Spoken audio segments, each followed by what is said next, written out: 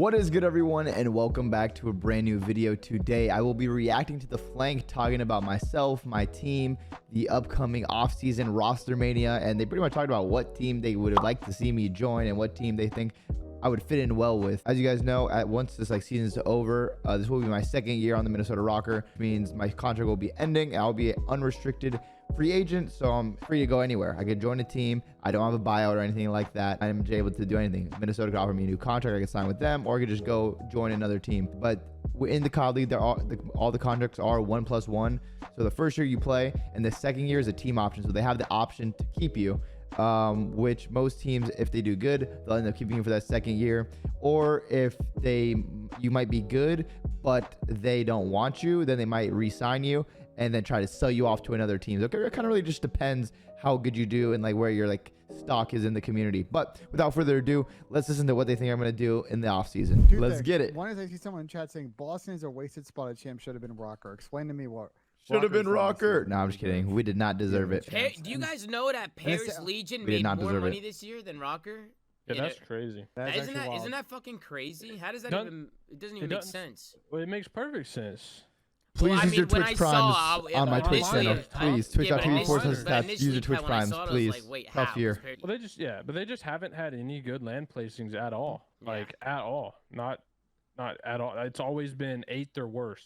But talking about Rocker and the Boston thing, look, here's my Boston thesis. We talked about this in the last show. I see Boston as like a 2-year project type team. 2-year project, okay. They theoretically win champs this year, bro. That any team. 2 years in the COD is a lot of time. Win it, but they're not like a favorite. Yeah. But this Boston team is a very interesting team to watch in the offseason.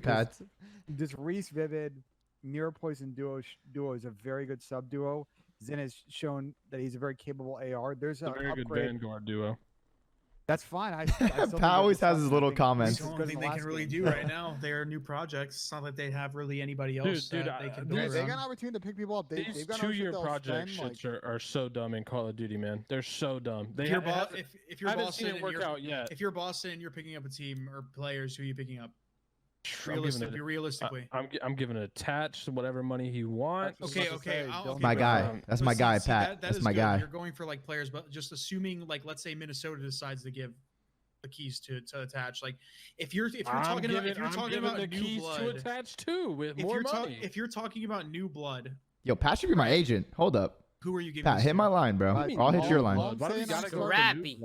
Well, Scrappy's stuck on Toronto. Guys, here's a storyline I'm starting. You buy him off Toronto. I'm starting a storyline. Okay. I think there's a high possibility we might see a reunion of some former teammates. I could see a world in which Dylan and Clay are teaming again on a team, and they have the keys. Whoa, the duo's back. Interesting. Yeah. And where do you see them going? The duo's back. I feel like any team that's looking to that's not right. Is giving those two it's the not keys. right. I don't know if Clay and Dylan should do that, man. I'm gonna be honest with you. Dude, they need to be on opposite. If you see it, I personally don't see it. I don't see that happening. If they team up, bro, that's literally just like job security because they're not teaming up to win. There's just no shot. Nah, Dylan should be a main AR. He should be an AR player. That's absolutely. it. I'm not saying they shouldn't team, but bro, sometimes I feel like we talk about rosters and we like act. Listen, if Clay and I team, we are not getting a last. I guarantee you, we're not getting last. You know, we would find a way to make it work. No, we're not getting last. That's not happening. I'm not saying we're teaming right now, but I'm just saying, if Clay and I team, I know for a fact we are not getting last. And I'm a flex player, but I'll run a main AR if I got to, you know? And what these franchises can formulate. Like, bro, what subs are gonna play with Clay and attached that are you might as well call me an enable back at that fucking point. Wait, but this isn't even just them. This is a thing in the league in general. There is a lack of SMG players. Yeah, like so why would you pair up 2 main ARs? Exactly, I agree. I don't see that happening, man. I'm a flex. I use a sub on Bokage. I got the top 3. I got the 3rd best play out of major 4. Shout out to the COD League for that one. What are contracts looking like? Little 5-piece. I'm Bokage. They mean good players. So Hydra's, I think, probably at the top of that list. He's a full free agent this offseason. I think every teammate throw a bag, and we'll see if he sticks in New York. is going to give him a fat bag. Yeah, probably. I think he. Yeah. I would think he stays in New York. Yeah, bro, he's definitely gonna get a fat bag. Most of these teams, if they're like the high-end franchise teams with a lot of money, if they have any sort of good submachine gun players, they are going to do everything. If I were those them, are the teams that have the stock. Yeah, they are going to do everything in their power to hold on to these motherfuckers. Bro, which is why I said Seattle is in the best position to make a blockbuster move. They should get a dominant main AR. If it's attached, it's attached. Like that's what that team should do, because to me that's what that team is missing right now, is like an absolute powerhouse main AR.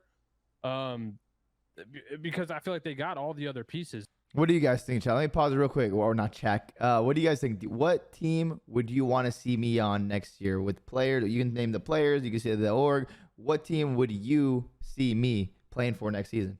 I know, Chris, you're high on Mac. I could go either way. But I think Pred and Sib are a lock. But I just feel like there's no way that they want me to do my boy Lamar dirty. They want me to take Lamar's spot. Pat wants me to take Lamar's spot, bro. Missed opportunity, because they have so much stock with how good their sub is. Yeah, Pred is definitely a step ahead right now. He was the only sub machine gun in the top 5 KDs right now. The rest of them are... He's the top 3 sub in the game. Like, you have to consider, though, the only thing I'll say is, yes, Lamar is not the most biggest plus slayer in the world. I think we can all agree. Lamar brings a lot of extra and is probably a main reason why that team of young players has been pretty disciplined and solid most of the season in one event. And if you remove him from the situation, you have to... Let me finish. You have to make sure that you're bringing someone in that can bring leadership. Otherwise, you're going to have sort of an open question of who's going to help pace at this team when things get a little bit chaotic. I agree with you, Ben, but we're approaching an era of Call of Duty where that shit is not enough anymore if you want to win. And I think, if anything, building a team of talented players is far more important. And if we're going to really sit there and like invest in these players, let them develop. That's going to be up to the coaching staff. That's going to be up to the players and stuff like that. Let them develop into their own fucking IGLs, if that makes sense. We're gonna eventually get to a point where the talent in Call of Duty is so high. Everyone's got to be able to make calls. Everyone's got to be able to lead at some point. Just you know what I mean? Yeah, but Chris, the games have gotten more and more to where you don't even need someone doing that. Just like, get trades. I go trade. Disagree with that, but what I will say, in Vanguard compared to old titles, I do think in old titles is more like you would have an IGL and you would set up plays and do this like consistently. But the way Vanguard was played and the pace it's played at, you can't always set up a play with all your teammates to do stuff like that, like a certain break on a hill. What you can control is when you're in control of the game, you can hold the hill a certain way. You do a certain setup to hold the hill, or you could take your time on a break because you're up so much, you could pit the pieces perfectly. But in Vanguard, things are happening so fast, it gets so mixy. Each player is individually going to have a time where they need to make their own decision. No one can tell them what to do. They're going to have to either get behind the team and try and hide and flip spawns, or they're going to have to try and get a kill to open up the map and let their teammates get pushed up. Vanguard especially was not one of the games where you can always be relying on your IGL, the leader of your team, to always tell you what to do in every single situation. So I do feel like Vanguard, you kind of had to have your own independence and your own way of thinking and like doing stuff. Because if you wait for someone to tell you what to do in this game, you lost so much time and you're going to be so far behind and the other team's going to be ready for it. There are top teams in this game right now, and Tom knows as well as I do that like top players in the league are still not sitting there watching VOD. Gotta be watching VOD. You have to watch VOD. What do you think they're doing? Okay, watching VOD, that's something that the coaching staff should be enforcing. It's not about an IGL. There are things. This is what I'm trying to say. No, but to your point, a lot of the things.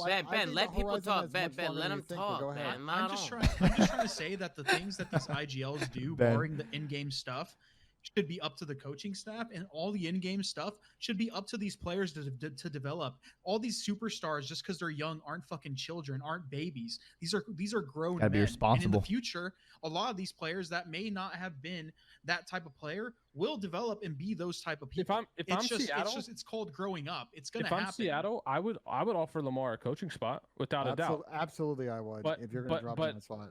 Yeah, but I'm gonna get a superstar main AR to go with the young SMGs. Listen, Lamar won an event. Lamar still got it. But Lamar would be a god tier coach too. I agree. Lamar's one of my favorite teammates. My favorite teammate of all time. He helped me learn a lot and be a lot smarter in COD. Not a deep bench. Don't tell him I said that. And the ability to execute the tasks that you are outlining here, not everybody's able to do that. So that's my only caution. That's why I think we're still in the era for some of these teams and some of their comps that you do need a person like Lamar to help set a culture of winning. And I get what you guys are saying, That's right? important. Chris, you're saying, Very the important. coaching staff needs to enforce watching VODs and stuff like that. But I also think some of these players on their free time need to put in a little bit more time. You hear about some players behind the scenes who don't play the game, or people don't care, they hate the game or don't want to play. It's like, well, it doesn't hurt to watch some VOD for Gotta watch if you're VOD. playing a team that on Saturday, the Friday night, watch that team for an hour. Look at some tendencies. Look at what some of these players are doing. That shit goes a long way, man.